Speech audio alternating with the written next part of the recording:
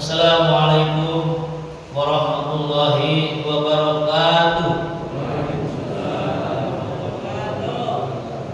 Alhamdulillahilladzi nahmaduhu wa nasta'inuhu wa nastaghfiruh wa na'udzu billahi min shururi anfusina wa min sayyiati a'malina.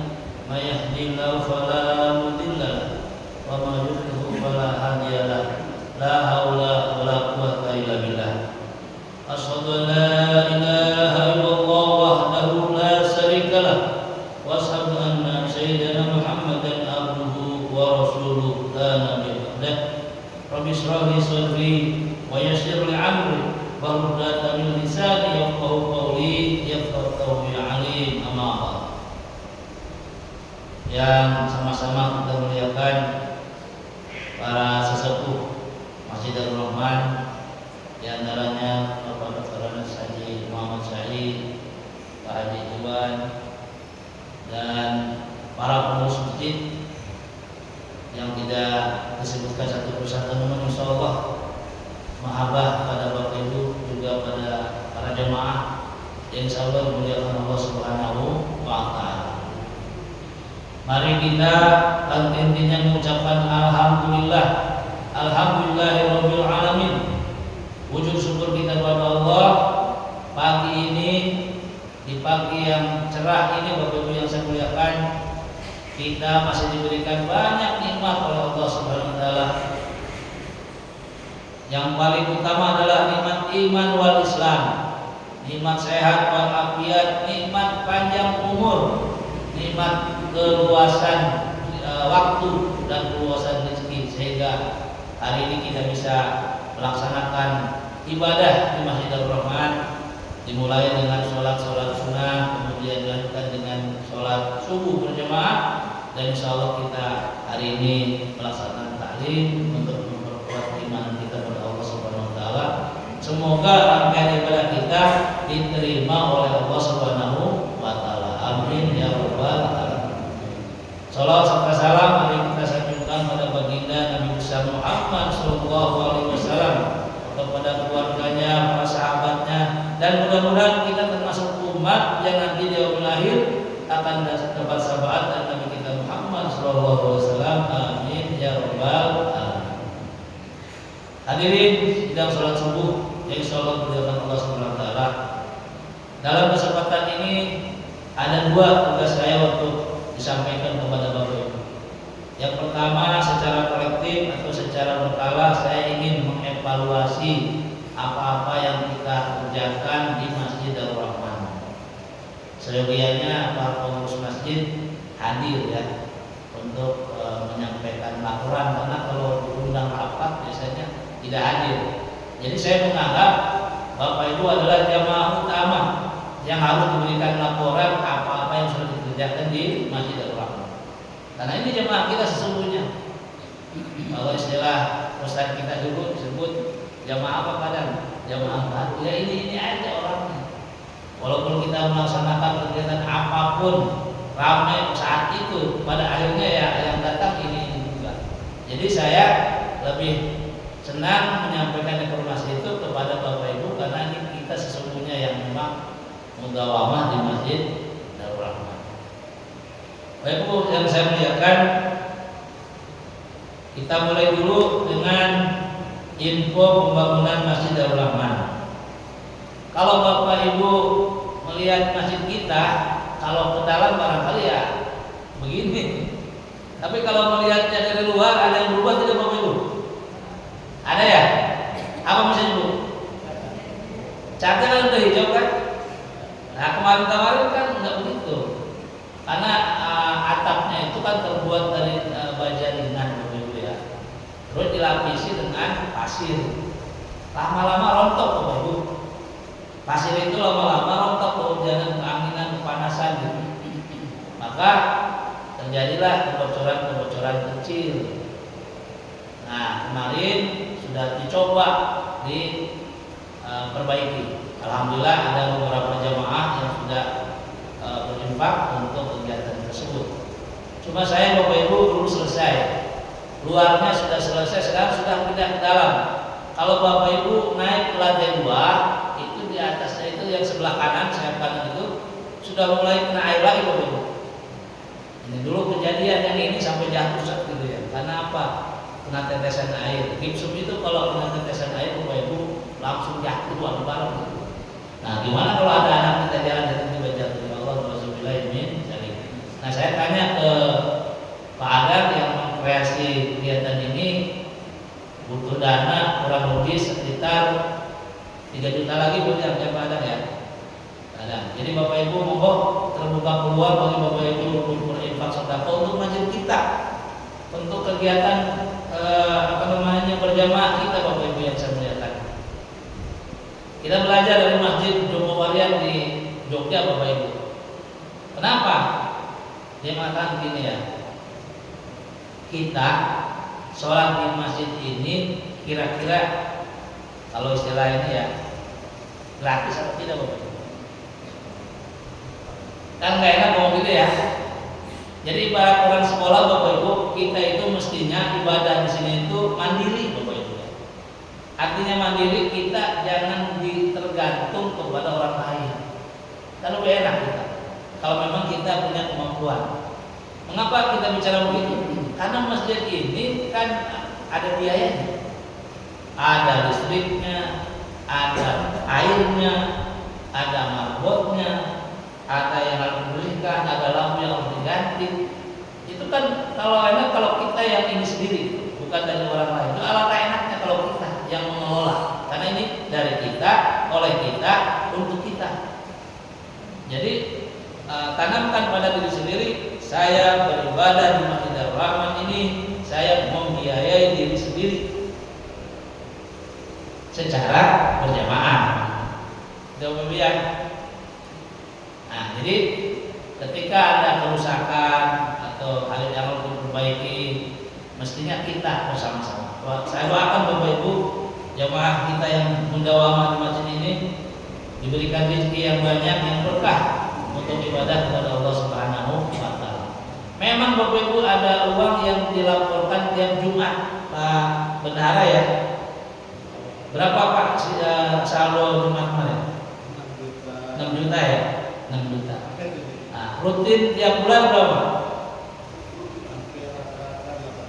Nah, kita punya uang 6 juta Bapak Ibu saldo. Rutin yang harus dibiayai tiap bulan kurang lebih 8 juta, sesungguhnya minus 2 juta. Jadi kalau Bapak Ibu mau itu duit banyak, kenapa nggak dipakai? Bapak Ibu, kami berkomitmen memiliki estimasi paling tiga, kalau aman berapa bulan Pak? 3 bulan ya? Aman nggak 3 bulan? Jadi estimasinya 3 bulan. Kalau 3 bulan misalnya keluarannya 8, berarti punya uang 24 juta. Kan begitu. Untuk 3 bulan. Kemudian kita belajar dari masjid di Jagokarin. Kenapa mereka melaporkan saldonya nol? Karena estimasi itu sudah dibayarkan duluan, bukan? Kita bisa begitu. Kalau kita melaporkan seperti itu, kita bukan nol lagi, min 2 juta. Kalau 1 bulan, tapi kalau 3 bulan berarti min 6 juta. Kalau setahun, jadi pelaporan itu bisa dibuat Bapak Ibu. Ya seperti itu. Bukan berarti masjid tidak punya apa-apa. Artinya kewajiban-kewajiban masjid itu sudah ditutupi duluan, lalu laporkan kasnya nol. Karena apa? Untuk 3 bulan ke depan ini aman, taruh sini. Untuk ini taruh di sini. Gitu Bapak Ibu ya. Itu cara pembukuan masjid yang lain. Kalau kita melaporkan apa adanya. Mudah-mudahan sekali lagi Bapak Ibu, Allah memberikan rezeki pada kita supaya kita berinfak di jalan Allah Subhanahu wa taala. Karena ada hadis Bapak Ibu, kun aliman ya, au muta'aliman, au mustami'an, au muhibban. Kalau Bapak Ibu bisa mengajarkan ilmu itu lebih baik. Tapi kalau tidak bisa ya kita belajar. Seperti ini ya. Kalau ini saya pikir lebih ke mustami, mendengar juga bagian belajar. Jangan jadi orang yang terima Bapak Ibu. Ngajar enggak, belajar enggak, mendengarkan enggak, yang keempat itu cinta muhibban. Cinta juga enggak gitu. Orang kelima itu yang tidak empat. Tidak mengajar, tidak belajar, tidak mendengarkan, tidak mencintai. patah tidak, maka celaka itu Bapak Ibu. Jadi kalau kita minimal cinta dengan masjid ini, ya makmurkan masjid ini. Bagaimana caranya? Ya tadi, bisa dengan datang ke masjid. Karena apa? Fardu kifayah Bapak Ibu. Kalau Bapak Ibu nggak ada jemaahnya sama sekali, dosa semua itu. Jadi saya bersyukur, alhamdulillah, pada Bapak Ibu yang mudawamah, yang pagi datang, yang sholat berjamaah datang, itu sudah istilahnya meringankan atau bahkan memberikan pahala pada saudara-saudara kita yang tidak hadir di masjid. Jangan sampai menjadi kosong sama sekali Bapak Ibu. Terbukti waktu kita masuk masjid aja belum selesai, kita sholat di tempat-tempat yang ada baju masa itu. Jadi kita lagi di ini, lagi dipasang coran ya. Kita sholat di antara yang penyangga coran itu. Jadi tidak pernah masjid ini kosong sama sekali ketika sholat imam. Alhamdulillah. Mudah-mudahan dengan cara ini Allah memberikan rahmatnya kepada kita semua. Yang berikutnya Bapak Ibu yang saya muliakan, dalam waktu dekat juga, walaupun mungkin hitungan bulannya sudah terlewat, kita akan melaksanakan peringatan Maulid Nabi Muhammad SAW. Tanggal berapa Pak Ketua? Saya lupa. Tanggal 8 November. Sekarang kan baru Oktober ya. Oktober, sebulan lagi berarti November.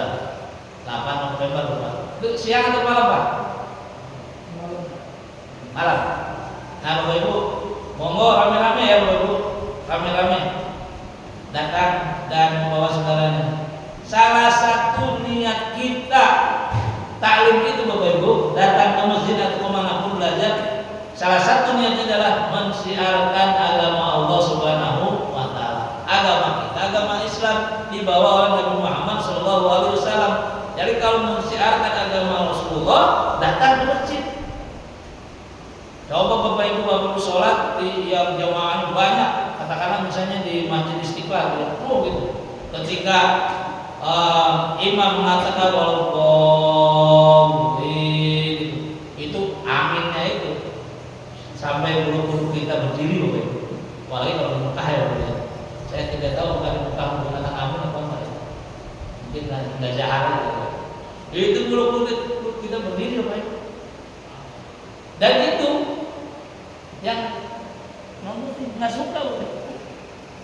Dan salah satu yang mereka takutkan itu oleh orang-orang yang di luar kita adalah ketika subuh itu jamaahnya banyak, itu udah takut gitu. Kalau sholat jamaah banyak itu biasa, tapi kalau subuhnya banyak di masjid, itu yang mereka takutkan.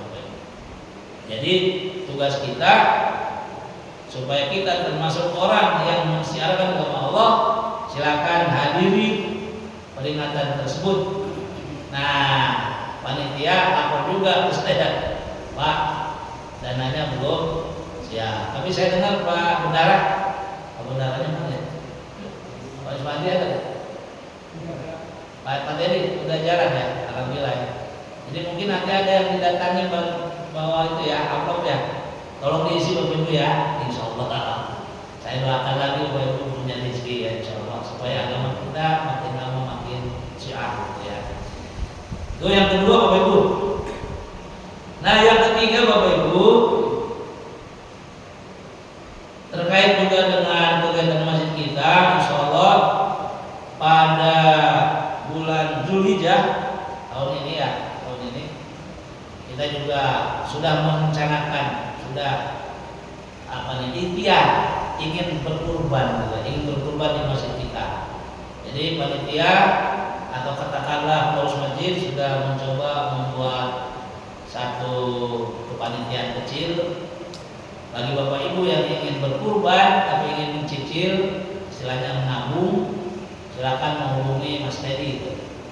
Udah berapa Pak Teddy yang sekarang terdata? Udah 21. Alhamdulillah udah dapat 7 sapi ya. 7 kali 3 kan? 3 sapi. 3. Ya saya ini kurang 4 gitu Pak. Jadi 3 ya. 3 kali 71. Silakan Bapak Ibu, tahun lalu kalau tidak salah 10 ya Pak. Ini masih ada 7. Kalau nyicil enak Bapak Ibu. Alhamdulillah. Tapi saya juga belum nyicil nih, nanti sekalian Mudah-mudahan yang jauh juga kurban lagi sini Pak. Rame-rame. Kan infak sedekah itu Bapak Ibu yang baik ada dawil kurban. Saudara terdekat dulu ya. Jangan saudara terjauh. Dawil kurban itu ya tetangga kita, saudara kita yang terdekat. Buktinya ketika kita sakit, saudara ada di Bandung, ada di Ciamis misalnya, yang datang ya mana? Yang datang ya tetangga kita yang paling dekat. Ya, jadi konsep kurban itu begitu. Kita tinggal di sini ya berkurban di sini. Kecuali kalau di sini udah terlalu banyak, maka kita keluar supaya si harta tadi lebih baik.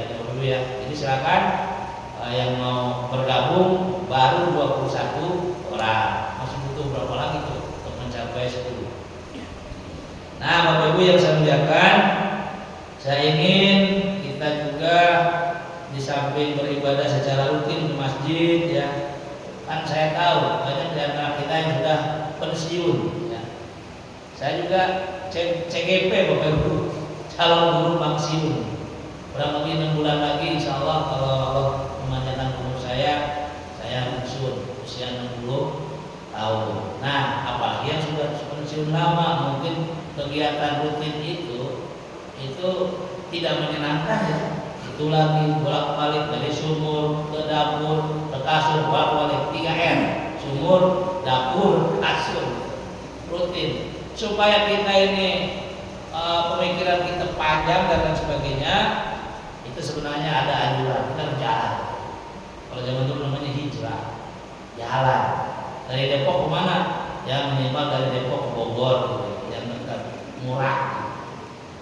Atau ke Cirebon gitu ya, kita mabit di sana, atau sekadar kita apa istilahnya, kunjungan dari masjid ke masjid, atau dari masjid ke makam di mana gitu ya. Nah, Bapak Ibu, saya ingin begitu, mengajak para jamaah itu keluar supaya refreshing, mungkin ke laut, mungkin ke gunung. Kenapa? Udara di sini di Depok itu Bapak Ibu pernah menduduki peringkat 1 apa coba? Pernah nih kita diproklamasikan udara terkotor nomor 1 di Indonesia Depok. Pernah itu. Mudah-mudahan salah. Lihat aja kipas angin. Baru berapa bulan udah hitam Bapak Ibu. Padahal dia muter terus. Nanti ketika muter ke bawah kotorannya terhisap oleh kita, ispa, ya kan? Paru-paru kita sakit Bapak Ibu. Nah, jadi kita harus jalan. Nah, alhamdulillah di Pembangunan Ibadah kita jalan. Mungkin dalam waktu yang sekarang ini terbatas dulu karena memang berbayar. Tapi mudah-mudahan ke depan kita punya rezeki, Pak Bendahara, Pak Haji, cobalah ajak saudara-saudara kita itu tanpa bayar, tinggal naik aja, gitu, naik bus. Di sana kita ke kebun teh atau kemana, kan enak, masih insya Allah semuanya banyak yang ikut. Tapi kalau bayar lebih, kan hari-hari juga mungkin agak sulit. Tapi saya doakan mudah-mudahan Bapak Ibu punya rezeki ke depan kita setting lebih banyak yang ikut dan bisa gratis. Mudah-mudahan ada ada donaturnya daripada masa sih masjid kita nggak ada donatur atau tampunglah sedikit-sedikit ya. Nah, mohon doanya Bapak Ibu pada tanggal 18 datang ya. Insya Allah sebagian jemaah kita akan mengadakan mabit ya di sekitaran Bogor ya, sambil menikmati pemandangan sana, menghirup udara segar. Nah, yang belum atau yang ingin bergabung karena terbatas belum bisa untuk tahun ini ya. Insya Allah tahun depan ini udah yang ketiga kali ya kalau nggak salah. Kita pernah ke Tasik, kita mengunjungi Pak Haji, kemudian kemarin kemana gitu. Insya Allah ini mudah-mudahan Bapak Ibu tuh supaya kita ini enak refreshingnya. Udara yang kita hirup itu kalau di tempat yang bersih enak. Kenapa orang-orang di daerah itu yang pertama kebun-kebun itu umurnya panjang? Ya memang qadarullah, tapi salah satunya itu udara yang dihirupnya udara yang bersih. Gitu ya Bapak Ibu. Nah, saling berbagi. Nah, terakhir Bapak Ibu ya, terakhir untuk informasi masjid yang saya ingat adalah kegiatan rutin kita Bapak Ibu. Kegiatan rutin kita. Ada yang mempersoalkan ini. Misalnya kegiatan Jumat Berkah. Kalau orang mengatakan kok kita berinfak kepada orang-orang yang sholat Jumat. Mereka kan bukan fakir miskin. Bapak Ibu, di dalam masjid kita ini konsep berbagi itu banyak. Ada zakat, ada infak, ada sedekah, ada jariah, ada hadiah. Bahkan di dalam kurban pun ada hadiah, Bapak Ibu. Jadi kalau Bapak Ibu kurban dibagi 3, satu buat diri sendiri, yang satu buat fakir miskin, yang satu buat hadiah. Berarti sebenarnya yang diambil itu 2/3. Yang 1/3 buat saya, buat Bapak Ibu, yang 1/3-nya kita berikan ke saudara kita. Itu namanya hadiah. Diberikan ke siapa? Ya ke yang kaya juga boleh, hadiah pun boleh. Kalau infak sedekah diberikan kepada fakir miskin. Tapi kalau hadiah kepada orang yang kaya pun boleh. Begitu juga pada saat sholat Jumat. Ketika memberi bukan karena mereka fakir miskin, itu tamu Allah. Alangkah enaknya kita menjamu tamu Allah. Kita memberikan kalau punya. Saya tidak tahu apakah masih berjalan besok. Alhamdulillah. Berapapun jalan itu. Apakah semuanya kebagian? Ya mau kebagian atau tidak kan yang penting niat. Tidak malu-malu. Jalan aja dulu. Termasuk kegiatan subuh ini. Tadi kan keliling tuh, keliling. Siapkan di sini tuh entah 10.000 atau 5.000 gitu. Jadi ketika keliling masukin. Dari kita oleh kita untuk kita. Jadi kita saling berbagi rezeki kita itu bukan hanya dimakan oleh kita, tapi dimakan juga oleh saudara-saudara kita, Bapak Ibu. Jadi mulai ahad depan, Bapak Ibu, silakan siapkan walaupun berapa. Tapi jangan gara-gara ini akhirnya besok nggak datang ke masjid. Saya malu Pak, saya bukan karena itu Bapak Ibu. Pakai doa kudu lah, pakai doa Bismillahirrahmanirrahim, maksain gitu Bapak Ibu ya. Nah Bapak Ibu, untuk selanjutnya saya ini kan Bapak Ibu ditugasi oleh negara sebagai pendidik Bapak Ibu.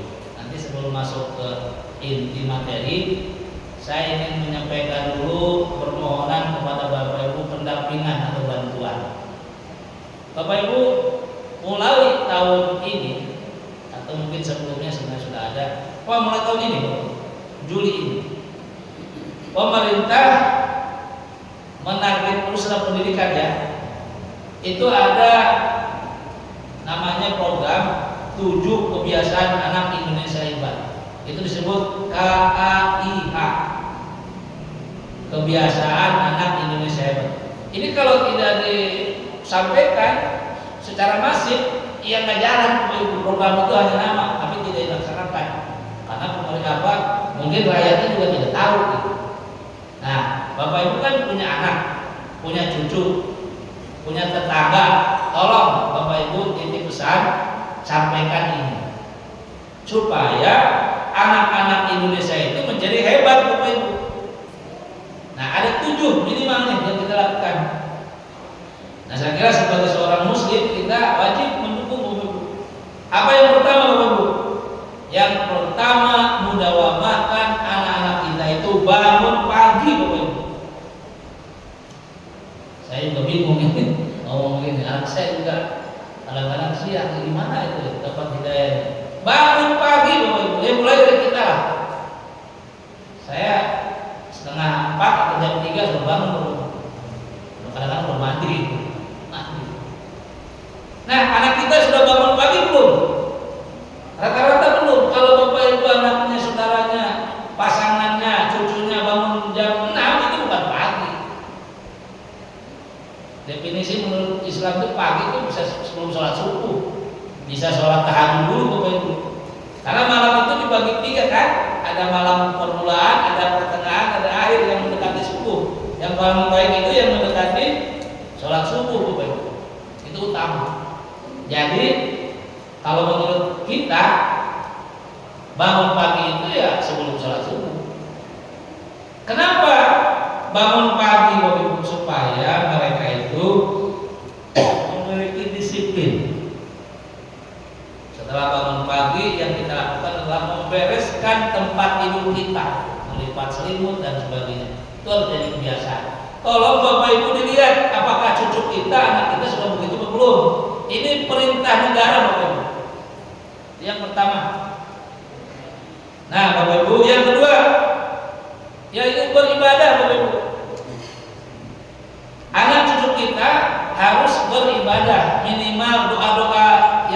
rutin itu.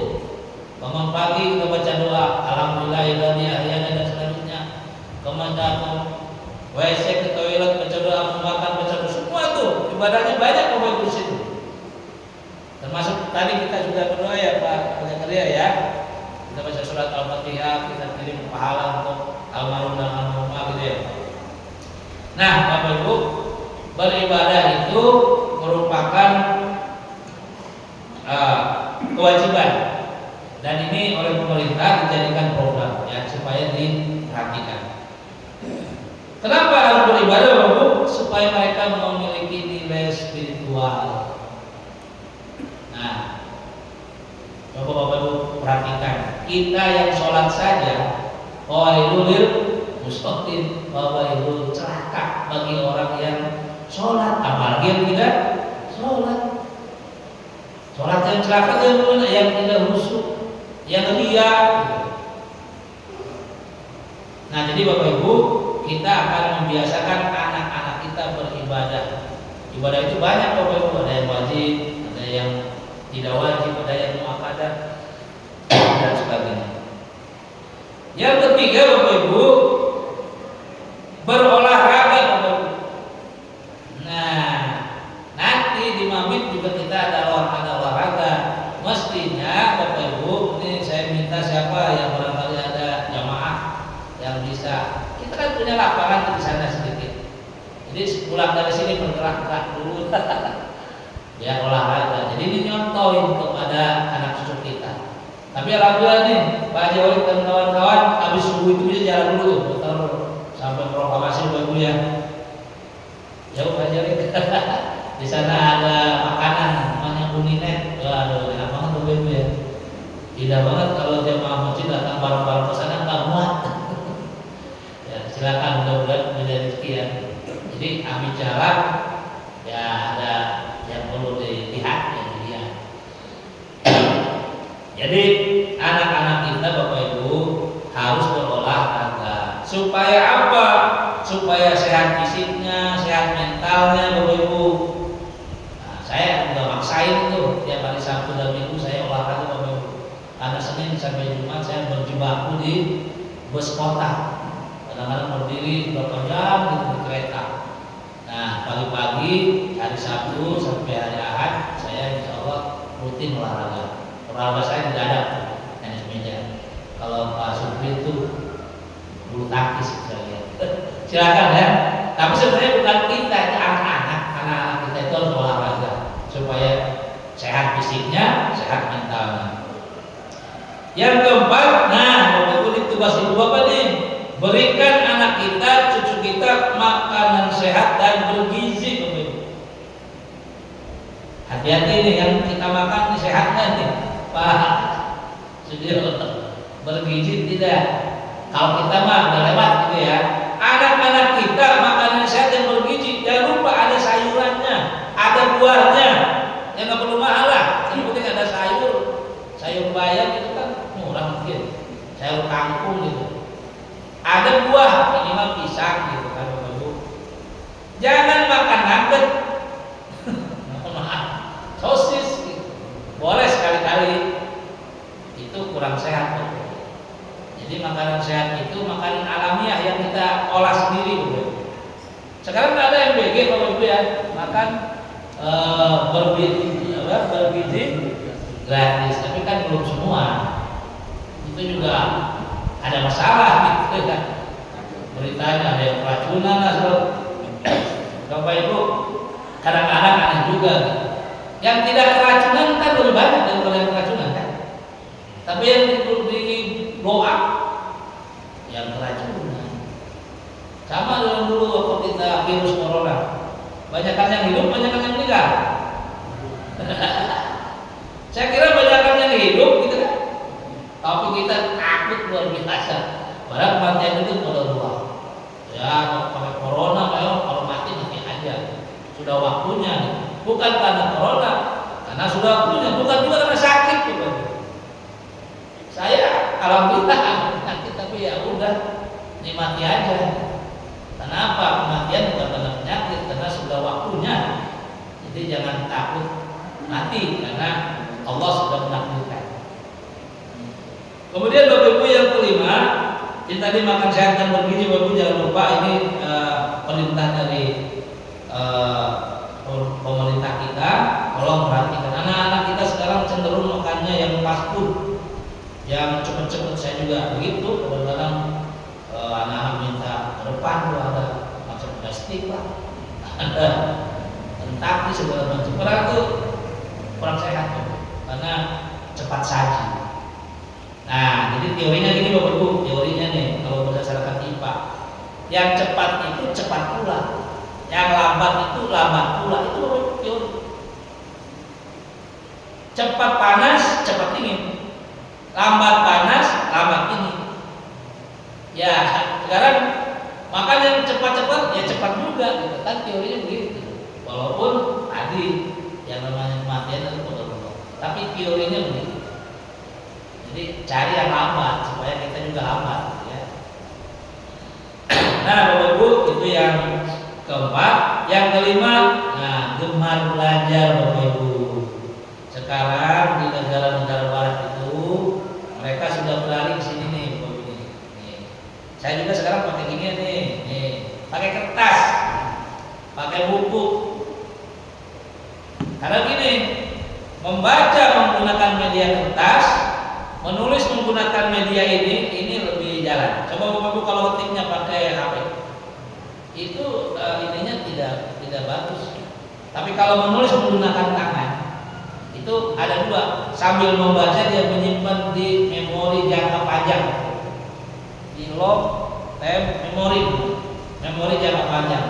Kayak kita dulu belajar waktu kecil, surat Al-Fatihah misalnya, kan datang sendiri kan ketika kita baca. Nah, tadi imam kita wabi'ayyi ala'i rabbikuma tukadziban, itu waktu jadi imam nggak mikir itu, langsung aja datang sendiri baca baca kayak air mengalir gitu. Nah, itu karena bacaan itu disimpan di memori jangka panjang Pak Haji Holik, jadi datang terus. Nah, kapan itu bisa? Ya saat kita masih remaja, masih kecil. Kalau sekarang belajar di waktu kecil, bagi mengukir di atas batu. Belajar di waktu tua, bagi mengukir di atas air. Dibaca 5 kali lupa lagi, ya lupa lagi. Tapi kalau waktu kecil, nyambung Bapak Ibu. Tapi saya lihat juga ada hidayah atau barangkali termasuk keajaiban juga yang Allah berikan kepada kita. Contoh, almarhum Pak Bambang itu kan belajarnya setelah tua, tapi ingat Bapak itu nempel di kepalanya itu bacaan-bacaan panjang itu namanya keajaiban Allah Subhanahu wa Ta'ala. Dan itu bisa juga kepada kita asal mudawamah. Kalau sering-sering dibaca, insya Allah nempel ya. Tapi mungkin harus sering-sering karena disimpannya di memori jangka pendek. Nah, kenapa kita harus belajar? Supaya kita intelek, berpikir, dan tidak emosional. Nih Bapak Ibu, saya pernah di Manggarai di kereta. Itu kan waktu itu belum kereta AC, masih pada gini ya. Panas, kemudian lama kereta nggak jalan-jalan. Tiba-tiba ada orang teriak, api! Apa yang terjadi Bapak Ibu? Ayo, apa yang terjadi? Loncat! Yang dia loncat, berebut, berdorong-dorongan. Kenapa mereka begitu Bapak Ibu? Karena mereka emosional, tidak intelektual. Padahal ketika ngomong api, dianalisis dulu itu api itu kecil atau besar, apinya berbahaya apa tidak, jangan langsung loncat. Banyak di antara anak-anak kita melakukan tindakan itu tanpa berpikir kritis karena tidak dilatih secara intelektual. Coba aja. Makanya ketika demo ada penyulutnya langsung pukulin, pukulin itu. Harus siapa yang dipukul, kenapa harus dipukul, kan kritis. Nah, jadi orang Islam harus kritis Bapak Ibu. Jangan ikut-ikutan, jangan taklid buta, harus belajar. Kalau ikut-ikutan namanya emosional. Ya Bapak. Tadi kita sudah mendoakan orang Palestina, ya, mujahidin Palestina dipimpin oleh ibu kita. Amin. Kita nggak bisa nyumbang tenaga, berdoa, gitu ya.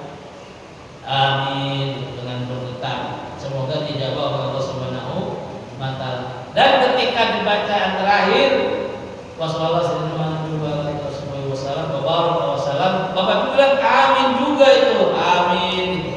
Ya. Jadi aminnya di awal dan di akhir, tengah-tengah ada yang tidak perlu pakai amin. Nah itu sudah yang gemar belajar. Nah ini yang perlu banget Bapak yaitu bermasyarakat. Bapak Ibu, kita itu perlu bermasyarakat, bergaul dengan siapapun. Sekarang ada kecenderungan di antara kita. Kalau yang tua-tua kayak kita mungkin udah antara bisa menahan diri. Mereka itu lebih asik pubbing dengan HP-nya sendiri-sendiri, duduk berempat di dekat, tapi nggak pada ngomong. Semuanya pegang HP, dekat tapi jauh, itu pubbing. Tidak bersosialisasi mereka, bersosialisasi dengan yang tahu Pak. Nah, Bapak Ibu, makanya mabit itu, jalan-jalan itu sebenarnya bertujuan supaya kita menjauhkan diri dari HP. Jangan terus-terusan lihat HP. Anak-anak kita itu kalau sudah kena HP udah. Jalan-jalan iya, tapi pegang HP juga ya cuma. Kalau jalan-jalan HP-nya simpan supaya mata anak kita ini tidak miopi, tidak presbiopi. Ada mata kita ada 3 Bapak. Ada yang tidak bisa melihat jauh, ada yang tidak bisa melihat dekat, ada yang tidak bisa melihat kedua-duanya tuh. Siapa yang tidak bisa melihat jauh tuh? Kayak modal kita yang sudah mulai menua. Jadi melihat jauh itu nggak kelihatan. Itu min namanya. Kalau melihat dekat seperti saya nih, ini plus.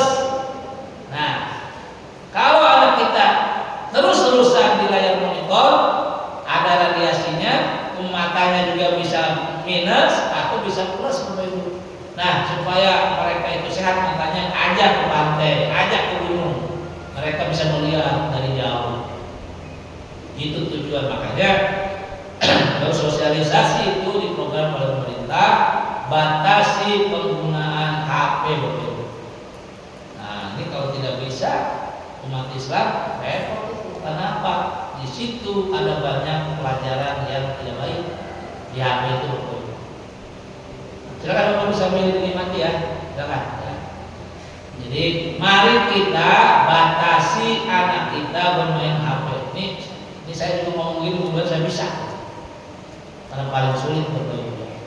Nah saya HP itu saya simpan dan tahu-tahu promosinya 500 itu masuk Bapak Ibu. Grup saya banyak. Bacanya susahnya. Saya baca yang penting-penting aja, yang lewat. Karena saya mencontohkan supaya anak-anak itu tidak terus-terusan dengan HP. Tapi ternyata sulit. Kemudian Bapak Ibu, yang terakhir Bapak Ibu, nah yang terakhir adalah, nah kenapa harus bermasyarakat Bapak Ibu? Mereka supaya punya kepedulian, ada toleransi, mereka bisa bergotong royong, bisa bertanggung jawab. Saya kemarin melihat kipas angin di mesin itu kan hitam banget, padahal milik bersama. Coba kalau tidak ada yang bertanggung jawab, tidak ada gotong royong, nggak bisa. Ada yang ngomong gini, nanti juga bersih Pak kalau mau maulid. Ya berarti bersihnya setahun sekali dong. Ini kan milik bersama Bapak. Kalau Bapak Ibu ada waktu, daripada Bapak Ibu ngomong, datang masjid copot, dibersihin, izin dulu ke Pak Jedendi. Nggak apa-apa. Saya khawatir dari debu yang ada di kipas itu terhirup oleh kita, jadi sakit. Ya, berarti tanggung jawab kita nggak ada, gotong royong kita kurang sekarang. Ya, di pagi dari Bapak Ibu, ayo kita bergotong royong di masjid, yang datang juga belum banyak, gitu ya. Kan bisa aja datang orangnya atau datang makanannya, gitu. Saya nggak makan pas saya doa saja lah, benar-benar pada saat itu juga baik, Bapak Ibu ya. Nah, yang terakhir Bapak Ibu, program program pemerintah yang 7 kebiasaan sehat itu adalah tidur cepat, betul. Kenapa anak-anak harus tidur cepat? Supaya punya waktu istirahat yang cukup. Nah, pertanyaan saya pada Bapak Ibu, tidur cepat itu pukul berapa? Bu, 9 atau 8 atau 7? Kalau 7 belum sholat. Tapi anak-anak kita tidur pukul berapa, Bu? 11 ya?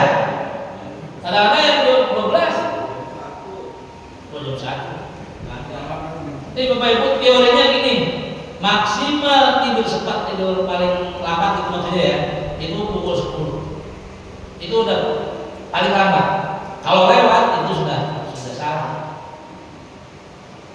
Nah, cuma nanti kita cross check dengan umat Islam ya, ini kan dari nasional. Jadi pukul 10 itu sudah paling lambat itu tidur. Ada pembagian Bapak Ibu nih untuk anak SD usia 6 sampai 13 tahun. 13 tahun itu sudah SMA belum? Nah, SMP ya, SD sampai SMP itu mereka perlu tidur antara 9 sampai 11 jam. Kalau Bapak Ibu kebanyakan kalau kita Bapak Ibu ya 11 jam.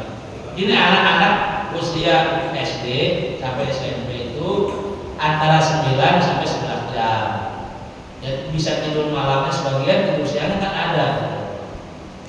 Kalau anak-anak yang usia 14 sampai 17 tahun remaja itu antara 8 sampai 10 jam. Kalau kita berapa jam, Ibu? Nah, kalau kita pukul 9 atau 10 tidur, kan bangun pukul 3. 11, 12, 1, 2, 3 cukup tidak? Sebenarnya tergantung kebiasaan. Saya coba tidur 2 jam, bangun juga biasa aja 3. Itu bisa, cuman agak-agak ini aja. Karena kita kan harus sholat pagi tuh Ibu ya, sholat pagi. Nah, dikombain aja Bapak Ibu, anak-anak itu sebenarnya 7 jam cukup sholat, 7 jam tidur itu anak-anak harus dilatih tidur cepat supaya bangunnya pagi gitu. Ya, kalau tidurnya malam ya bangunnya siang gitu kan. Saya punya murid 600, kalau pagi-pagi saya tanya, siapa yang tadi pagi tidak sholat subuh? Masih banyak yang angkat tangan. Mereka lebih takut kesiangan ke sekolah daripada sholat subuh. Kalau ke sekolah kan terlambat dihukum, tapi kalau nggak sholat subuh siapa yang hukum gitu kan? Maunya dia masih ada tuh anak-anak itu ketika ditanya tidak sholat subuh angkat tangan Bapak. Ada yang sholat juga, kamu sholatnya jam berapa? Jam 6 Pak, ya itu bukan sholat subuh. Jadi ini Bapak Ibu, kalau kita komitmen dengan bangsa kita, masa depannya tolong didukung program ini. Walaupun di masjid saya punya keyakinan ini ada relevansinya dengan kehidupan kita berbangsa dan bernegara. Nah Bapak Ibu, sekarang dalam waktu kurang lebih 20 menit saya akan mencoba membahas judul 4 kiat meraih surga Bapak Ibu. Saya ambil dari buku yang dikarang oleh Syekh Nawawi Al-Bantani. Kita baca surah Al-Fatihah, mudah-mudahan pahalanya mengalir kepada beliau. Al-Fatihah. A'udzubillahi minasyaitonir rajim. Bismillahirrahmanirrahim. Alhamdulillahirabbil alamin, arrahmanirrahim, maliki yaumiddin.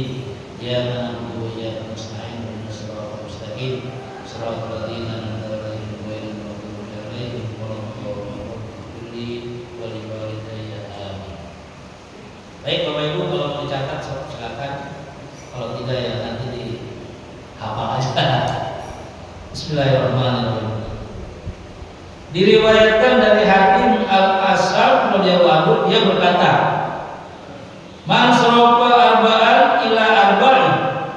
Nah, man sarafa arba'an ila arba'in. Siapa yang berpaling dari 4 perkara menuju 4 perkara, wajadal jannah, maka dia akan mendapatkan surga Bapak Ibu. Nah, ini dikit nih manfaat. Siapa yang berpaling dari 4 perkara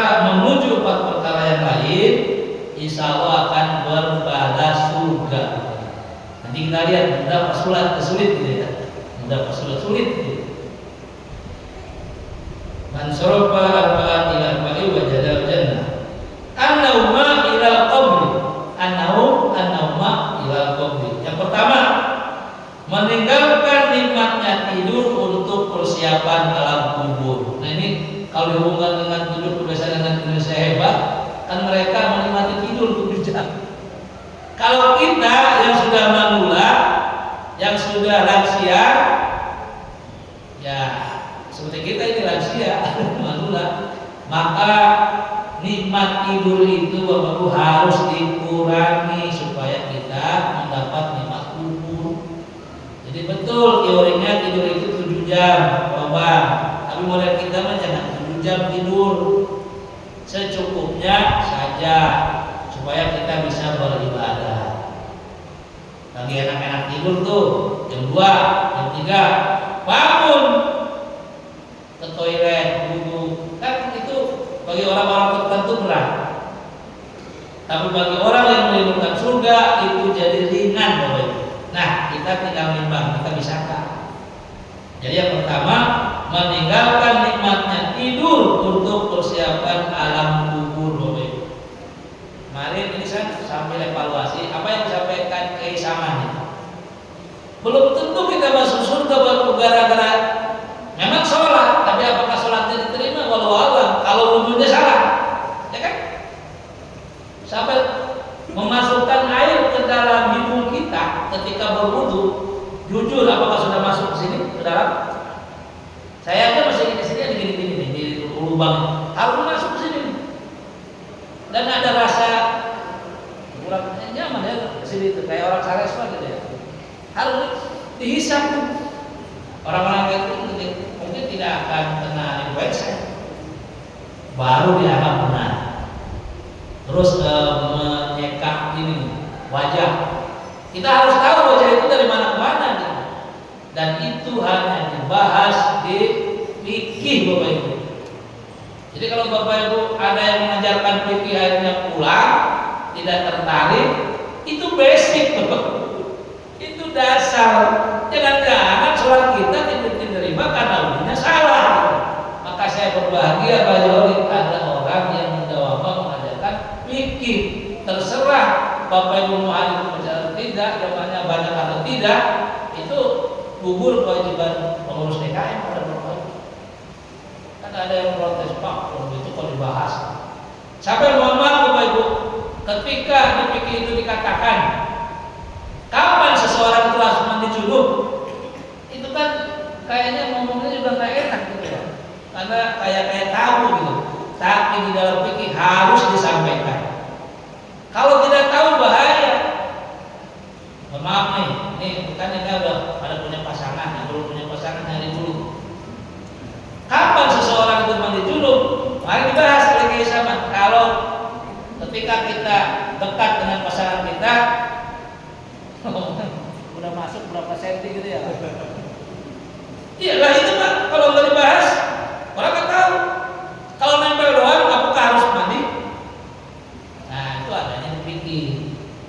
Tapi ada sebenarnya bukan hanya itu. Ketika seseorang itu mimpi jima, anak-anak biasanya keluar, ada yang keluar dari tubuh kita itu kan ada air kencing, ada mandi, ada mazi, ada mani gitu ya.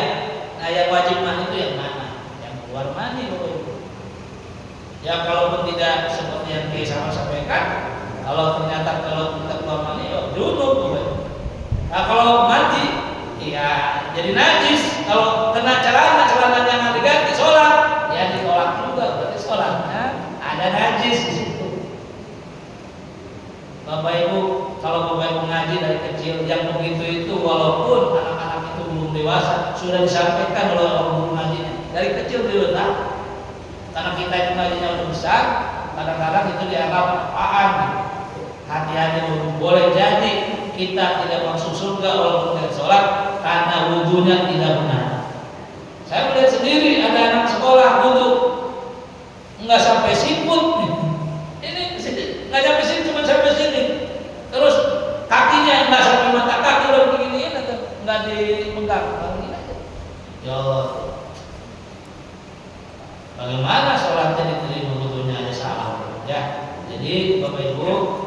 Saya imbau kepada Bapak Ibu, silakan datangi Masjid Darul Rahman, belajar, jangan malu, jangan merasa tidak enak gitu, karena itu hukum yang harus disampaikan oleh Islam kepada kita supaya kita menjadi orang yang beribadahnya diterima oleh Allah Subhanahu.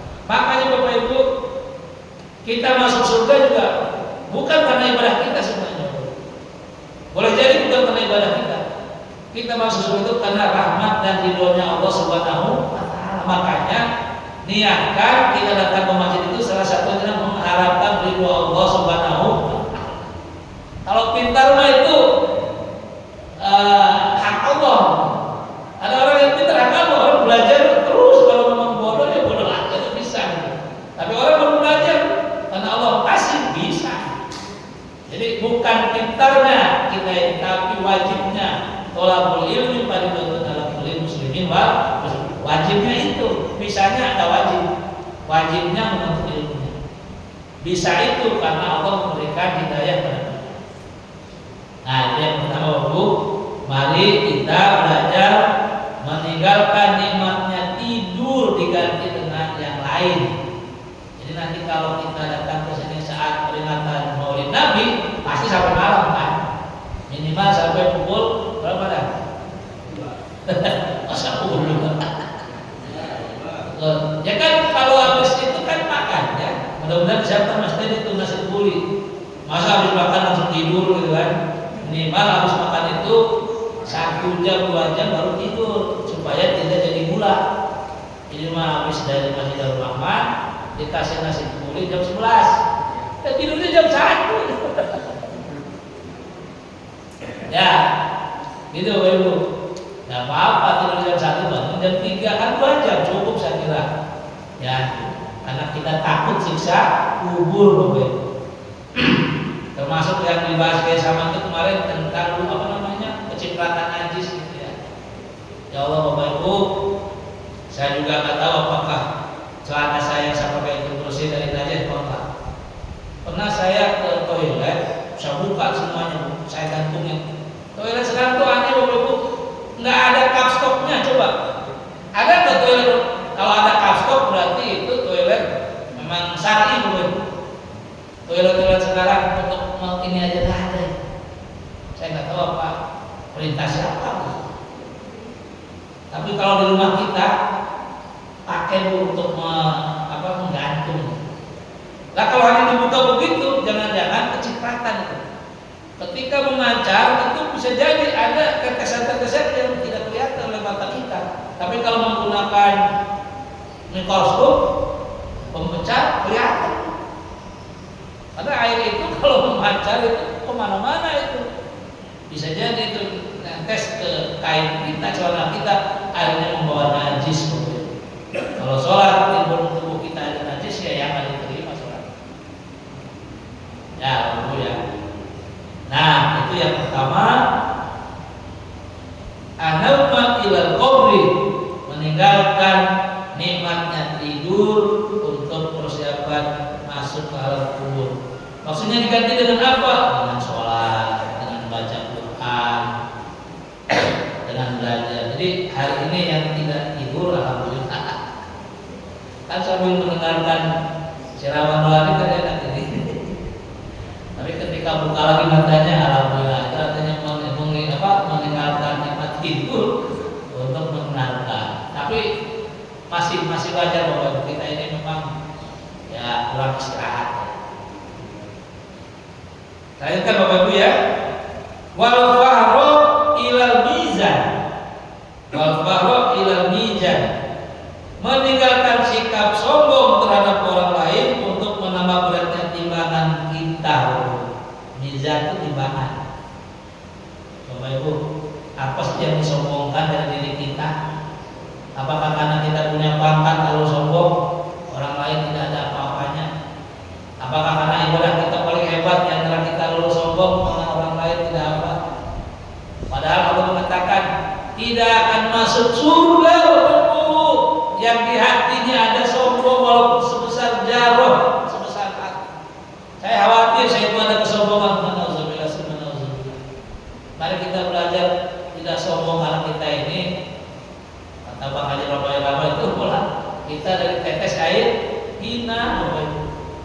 Kesombongan itu adalah milik Allah, pakaian Allah. Qul huwallahu ahad, Allahu akbar. Allah itu yang paling besar, tidak ada yang lain. Kita makhluk kecil. Jangan sibuk ngurusin orang lain tentang ibadah kita. Lihat diri kita pun masih jauh. Nah, jadi mari Bapak Ibu belajar termasuk diri kita sendiri. Untuk apa? Yang disombongkan apa dari kita itu nggak ada apa-apanya di sisi Allah Subhanahu wa Ta'ala. Jadi kalau kita mau masuk surga Bapak Ibu, jadi kita menghilangkan kesombongan dari diri kita supaya timbangan kita itu berat Bapak Ibu. Nanti jatuhnya ke sebelah kanan. Kayak gini nih. Ini kan timbangan yang neraca, bisa ke kanan, bisa ke kiri. Kalau ke kanan berarti kita lebih banyak amal solehnya. Malaikat Raqib dan Atid. Malaikat Raqib itu yang mencatat amal kita dari surat ini. Kalau sini malaikat Atid.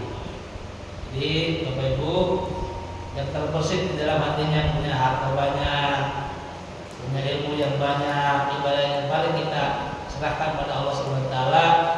Jangan dijadikan sombong bukan pakaian kita, supaya nanti di yaumil akhir timbangan kita berat karena kita tidak memiliki rasa sombong. Lanjut Bapak Ibu. Warahata ila sirat, warahata ila sirat. Meninggalkan istirahat badan untuk segera melakukan amal soleh yang mempercepat saat melintasi jembatan Shiratal Mustaqim di hari kiamat. Meninggalkan istirahat tadi termasuk ketika sedang tidur tiba-tiba kadang di sini tahrim, ya, atau bukan tahrim pertamanya ya. Assalamualaikum dulu salah ya.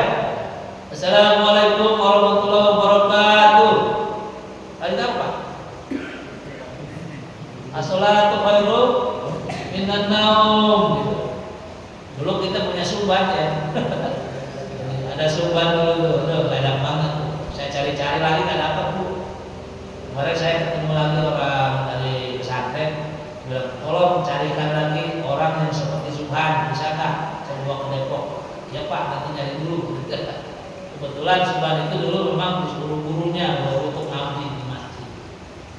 Mudah-mudahan kita dapat lagi supaya kita makin syiar di Masjidil Rahman. Jadi Bapak Ibu, meninggalkan istirahat itu untuk melakukan ibadah. Nah, nanti kita akan dipercepat melewati jalan Shiratal Mustaqim oleh Allah Subhanahu wa Ta'ala seperti kilat. Tapi kadang-kadang lagi istirahat tiba-tiba Allahu Akbar tanggung. Mungkin yang kebanyakan saya juga. Saya kadang-kadang rapat, pas lagi rapat kadang-kadang Allahu Akbar bilang, sabar ya, 1 menit lagi ya. Waduh, harusnya saya punya pengalaman di Aceh itu lagi Natal, lagi musik langsung aja di situ. Belum selesai, langsung berdiri aja gitu aja. Bilang di Aceh. Ya di Mekah kan begitu. Kalau aja udah yang jualan juga ditinggal aja gitu Pak Haji ya. Bisa nggak kita begitu? Supaya kita melewati jembatan Shiratal Mustaqim cepat. Ini ya benar. Apapun sebenarnya tergantung pimpinan. Termasuk jadwal belajar. Nah, tapi ini ada kekecualian Bapak Ibu. Saya kan pernah pesantren di Depok, anak sedang belajar ajar, itu belajarnya ditutup enggak? Enggak, diselesaikan dulu. Karena dua-duanya wajib Pak. Kan kolabul ini paling penting juga. Jadi dua-duanya. Tapi ada yang berbeda pendapat. Akhirnya anaknya dikeluarin, diambil, dipindahin ke sekolah yang lain. Karena menurut dia belajar tutup, lalu sholat dulu baru belajar. Kita tanggung tinggal beberapa juz kali ya. Kayak itu namanya ada ikhtilaf ya, ada namanya. Ibadah itu kan ikhtilafnya di mana? Tergantung keyakinan masing-masing. Ya, jadi Bapak Ibu meninggalkan istirahat, ini istirahat tidur juga istirahat sama. Ini istirahat istirahat dalam artian lain itu akan memberikan kita kekuatan untuk melintasi jembatan Shiratal Mustaqim secara cepat. Tahu nggak Bapak Ibu? Kalau di kampung ada nadom, Bapak Ibu, nanjaknya 1000 tahun, turunnya 1000 tahun, datangnya 1000 tahun. Jadi nanti perjalanan ke sana itu datarnya 1000 tahun, naik 1000 tahun, turun 1000 tahun. 1000 tahunnya 1000 tahun di sana, Bapak Ibu. Di sini mah 1000 tahun pendek, di sana 1000 tahun lama, Bapak Ibu. Kalau mendengarin nador baik itu suka nangis sebelum. Umat Nabi jangan tidur waktu subuh, matak deket balaina, matak jauh rezekina, dipokeun tina sakabe ilmuna tuh. Bahasa Prancis berbeda. Umat Nabi jangan tidur waktu subuh, celakanya deket, rezekinya jauh, ilmunya hilang. Di kampung kalau ada yang masih tidur juga memang dapat. Dibilang, umat Nabi jangan tidur waktu subuh, mata deket balaina, celakanya tuh deket, jatuh dikit aja korehan. Tapi kalau orang yang bangun sebelum subuh, celakanya jauh, rezekinya dekat, ilmunya banyak. Nah, yang terakhir Bapak Ibu, wasahwata ilal jannah. Wasahwata ilal jannah. Syahwat Bapak Ibu. Syahwat itu keinginan. Saya tanya kepada Bapak Ibu, kalau kita makan berdasarkan keinginan atau kebutuhan? Rata-rata Pak Yudo berdasarkan keinginan ya. Tapi kalau kita lagi tua tak kebutuhan. Ada anak Bapak Ibu nggak doyan pisang.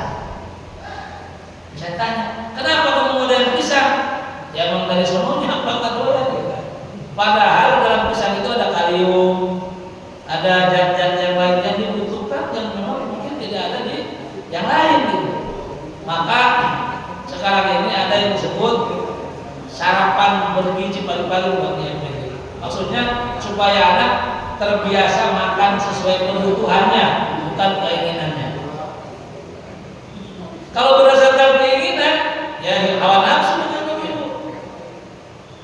Saya kalau lihat jeroan di warung-warung ada paru, ada tambusu, ada kikil, ada apa, itu menggoda. Tapi saya nggak beli Bapak Ibu, karena itu bukan kebutuhan saya, itu keinginan saya. Kalau saya makan, besoknya saya bisa jalan karena asal bukan. Salah sendiri, udah tahu makan dimakan juga gitu. Nah, anak-anak kita itu dibiasakan makannya sesuai kebutuhan. Nanti gizinya bagus, seimbang, tidak bongsor apa namanya itu, badannya besar, obesitas, tidak juga kurus, namanya kutilang darah. Apa kutilang darah Bapak Ibu? Kurus, tinggi, langsing, dadanya rata. Itu istilahnya apa kalau yang kurang itu apa? Kalangan stunting. Jangan sampai ada stunting kemudian di kita ya. Jadi meninggalkan syahwat itu akan mendekatkan diri ke dalam surga. Nah, nitipnya walaupun nitip nih, saya juga baru nemu nih Bapak Ibu. Saya belanja bulanan di TikTok. Nggak pakai catatan Bapak Ibu. Bingung. Ada yang nggak penting dibeli, yang penting lupa. Jadi kalau mau belanja dicatat dulu. Nah, dibaca. Ini. Jangan seambil-ambilnya. Kalau tidak begitu nanti ya apapun diambil. Akhirnya keluar duit banyak. Itu sahabat Bapak Ibu. Beli yang kita butuhkan saja, secukupnya. Kita itu hidup sederhana. Itu Bapak Ibu ya. Jadi mudah-mudahan kita bisa. Jadi saya kepada diri saya sendiri terutama Mari kita belajar menjalani yang 4 perkara, meninggalkan 4 perkara yang lain. Insya Allah kita akan masuk surga Allah Subhanahu wa Ta'ala. Itu saja Bapak Ibu, sudah pukul 6. Mudah-mudahan apa yang saya sampaikan bermanfaat khususnya buat diri saya sendiri dan umumnya buat Bapak Ibu. Nanti kita ada tanya jawab, boleh silakan beberapa menit. Saya untuk sementara saya kembalikan ke Pak Cakaria. Silakan. Alhamdulillah telah sama-sama kita dengarkan kajian subuh yang telah disampaikan oleh Ustaz. Assalamualaikum warahmatullahi wabarakatuh. Ada sedikit yang ingin saya tanyakan pada Ustaz mengenai pandangan Pak Ustaz bagaimana. Jadi pernah saya ada tugas juga. Saya menginap di sebuah apartemen yang benar-benar kosong karena kita besok harus ada kegiatan yang sangat urgent mengenai materi tentang tidur dan istirahat. Kebetulan di sebelahnya itu ada kegiatan hadroh. Saya bukan mendiskusikan tentang hadrohnya, karena kan di dalam inti hadroh itu pujian-pujian buat Rasulullah, pujian buat Allah dan segala macam. Namun itu digunakan dengan menggunakan volume dan speaker yang sangat keras, sehingga mungkin bukan saya aja tapi beberapa penghuni yang lain itu terganggu dan sangat-sangat terganggu sehingga tidak bisa istirahat. Yang ingin saya tanyakan bagaimana sikap kita mengenai kegiatan seperti itu, Ustaz? Karena itu kan kegiatan yang mengagungkan nama Rasulullah, tapi kita terganggu dan mungkin bukan kita aja, mungkin di dalam satu apartemen itu, khususnya pada saat itu banyak juga saudara-saudara kita yang non-muslim yang nanti malah kalimat-kalimat Rasulullah itu yang mengagungkan Rasulullah itu jadi sebuah sindiran atau hinaan atau makian malah.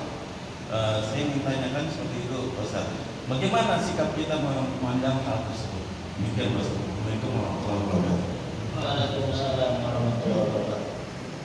Bapak Ibu, kita ini hidup di negara yang bukan berdasarkan agama Islam dalam keseluruhannya, tapi dalam tatanan kehidupannya betul kita melaksanakan ibadah sesuai dengan agama dan kepercayaan masing-masing. Tapi negara kita itu bukan negara Islam. Ada umat lain di situ, ada Hindu, ada Kristen, ada Protestan, ada Katolik, ada Konghucu, gitu. Dan sebenarnya di zaman Rasulullah juga yang dikumandangkan kencang itu hanya satu, hanya aja.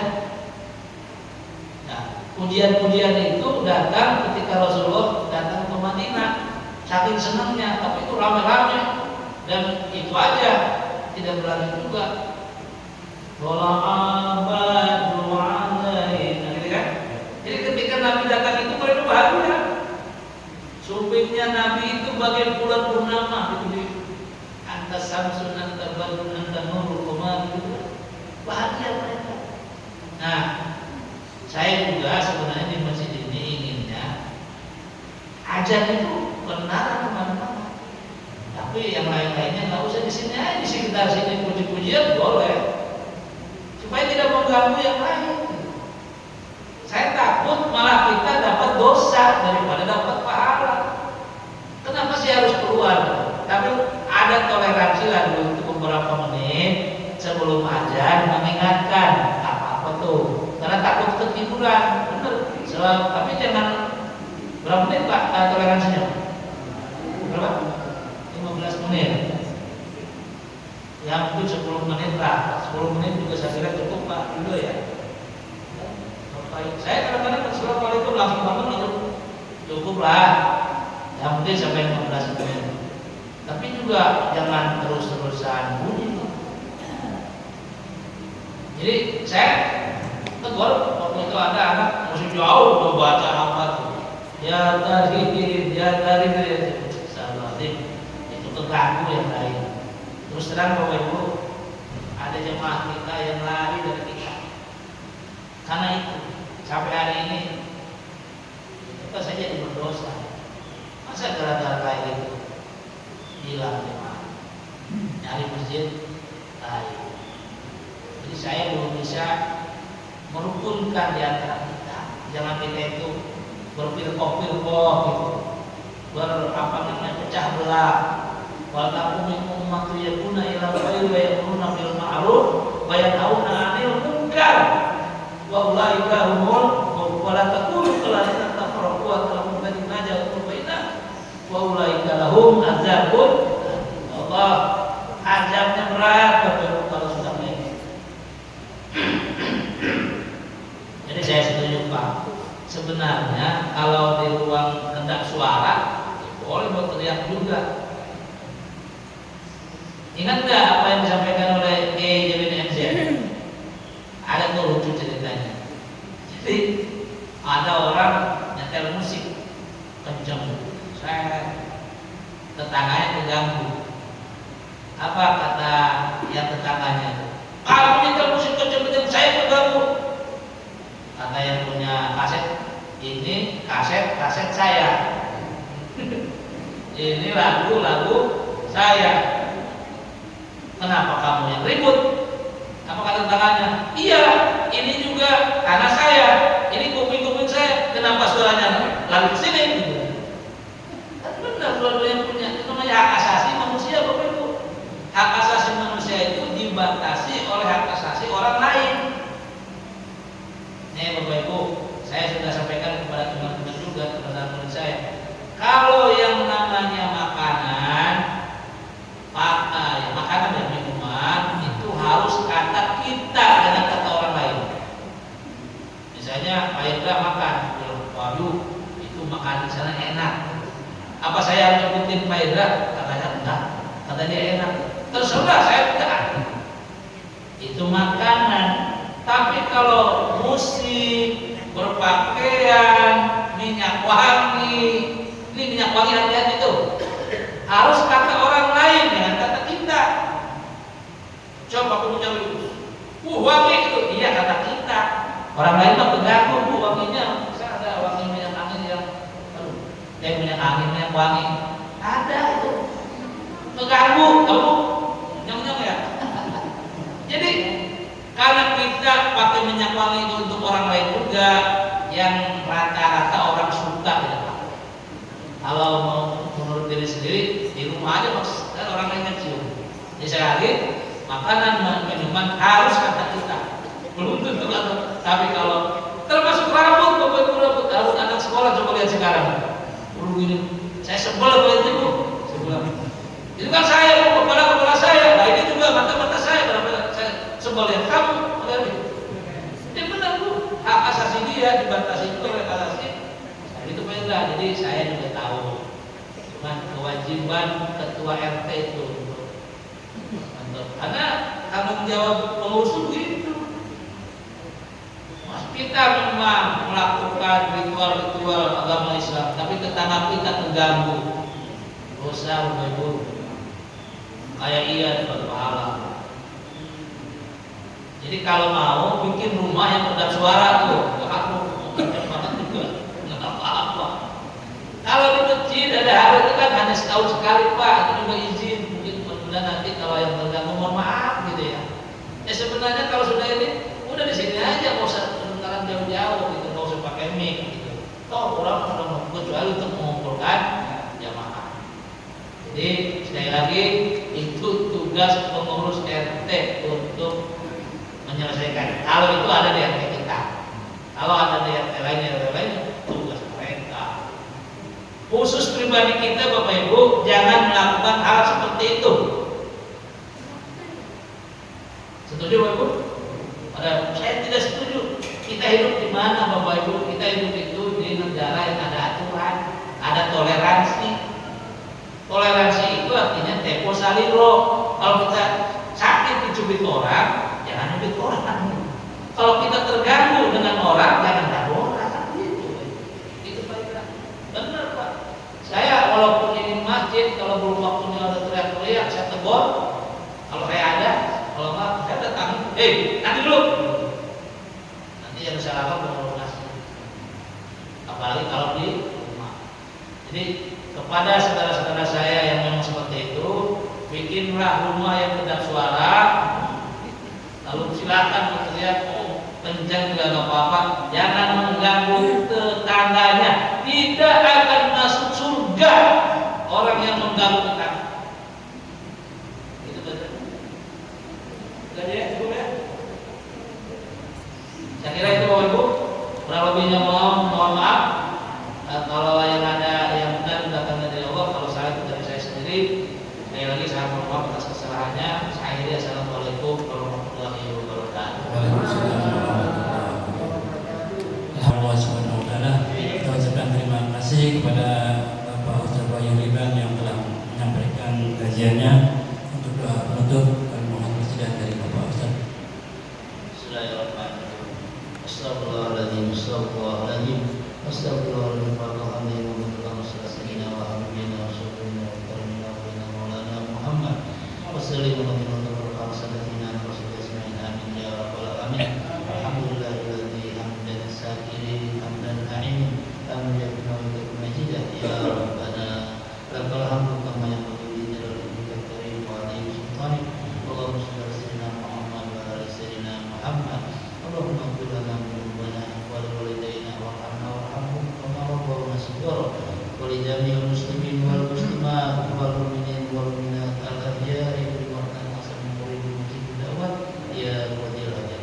Allahumma salli salamatan fi wa hidayatan fil jasad wa jadatan wa barakatan fil rizqi wa batan qabal maut wa rahmatan qabal maut Allahumma bi'ina fi sakaratil maut wa najatan lana wa rabbana wal hisab. Rabbana hab lana min azwajina wa dhurriyyatina qurrata a'yun waj'alna imama. Rabbana atina fid dunya hasanah wa fil akhirati hasanah wa qina adzabannar wa qina jannata wa ya rabbal alamin. Wa sallallahu alaihi Muhammadin nabiyyi wa ala alihi wa sallam. Subhana rabbika rabbil izzati amma yasifun. Salamun alal mursalin. Walhamdulillahi rabbil alamin. Sallallahu ala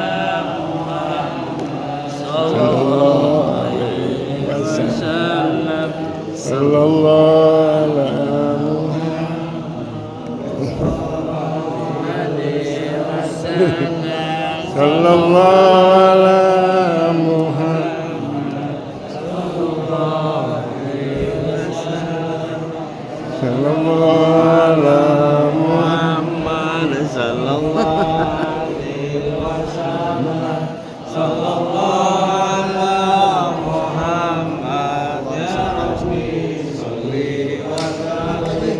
Allahumma shalli wa sallim wa barik alaihi.